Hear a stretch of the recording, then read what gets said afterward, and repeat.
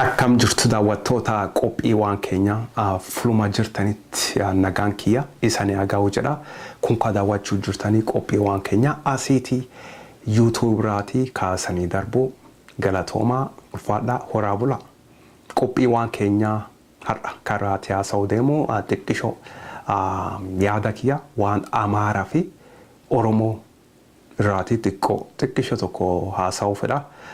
Maaliif footanii dhiyeenya kana namooti tokko waan Liibiyaa irratti walitti qabatee maal jedhettini tokko yaa taanu nu tokkodha maali waliin hojjennu maalidha namooti tokko kabu'anis hin jirani miidiyaa tokko laaltanii Facebook irraa solaaltanii waan baay'eetu waan tokkummaa manxafamuu jira. Kan irraa laachee yaada kiyya isaniiti sheerii godhuu deemaa isanaaf fayyada.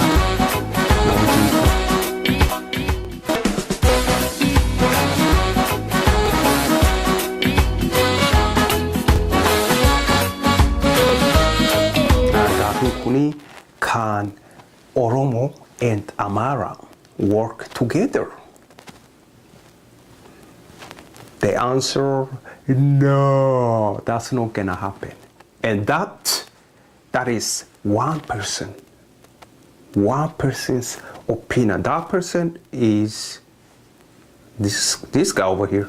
Akaneregut Oromo fi Amara wajjini tokkummaa hin ta'udha. Maaliif footanii Amaraan maal ta'uu fedhan isaan koota yaa jaaramnu wajjin hojjannaa tokkummaa jedhan immoo waan namooti garii immoo maal jiru garuu wootti dhiyaatte laaltee wajjin hojjechuu fi isaanii eenyu gooftaan hin beekta isaan gooftadha Oromoo Sidaamaa Walaayitaa namooti hundumtu isaan jalatti jaarama. Fulafietan itilala fulafietan even TPLF ilala maal faguma dem har'a TPLF meelala gooftaan eenyu gubbaa kataawu Tigreedha jalatti eenyu jaarama sanyi gosa hunduma isaan jalatti jaarama isaan gooftaa the same thing Amaaraa sulatti akkasuma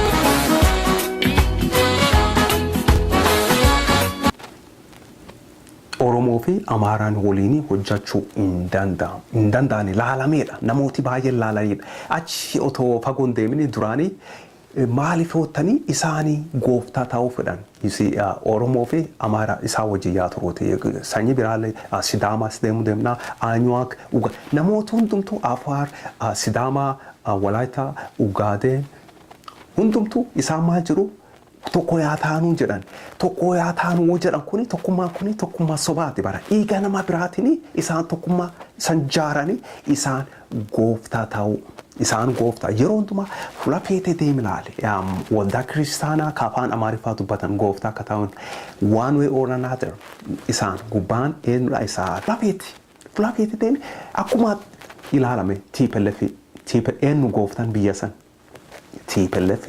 So the same thing as Kajirus warroota Amaaraa sanumaadha. Lessi Kamal Gachu isaa wajjin warroota Amaaraa wajjin hojjechuu fi karaa aga ta'e waliin deemanii waliin hojjannaa tokkummaanii maali jedhanii ilaalanii turan.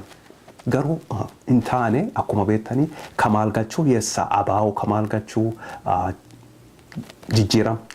jijjiiramaa Kamal Gachuu ka Eertiraa jiru warroota Amaaraa ka wajjin hojjechuu fi walgahii godhatanii maal jedhanii asii achi jedhanii fagoo deemuu hin dandeenye maaliif waliin deemuu hin dandeenye abaa'oon Kamal Gachuu ka jijjiiramaa ka Eertiraa jiruu fi Amaaraa wajjin deebii sanii fi ani hin qabuudha garuu waliin hojjechuu waliin akka hin jirre ifatti jiraadha miidiyaa Amaaraa irratti waan isaanii hin kaasanii Kamal Gachuu faa abaa'oo Kamal Gachuu oolle fi maqaa isaanii tuudhaanii akkamitti ilaalanii isaa wonaa jettanii wona gaafatte kuni yaada kiyyaadha akka nama du'eetti hin jiran isaanii Kamal Gachuu oolle fi Kamal Gachuu warroota Amaaraa miidiyaa isaanii irratti maqaa isaaniis akka nama du'eetti ilaalanii jechuudha kun herregaa nama tokkooti kiyyaadha Kan ergoota akkas.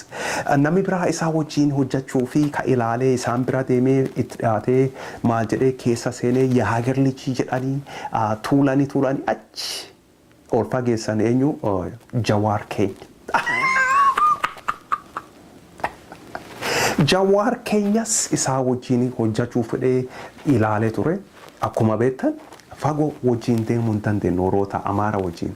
You see what I'm talking about? Eenyu namooti biraa biyyatti ka biyyaa immoo sanii kaasa obbo Beqqelee Naggaa OFC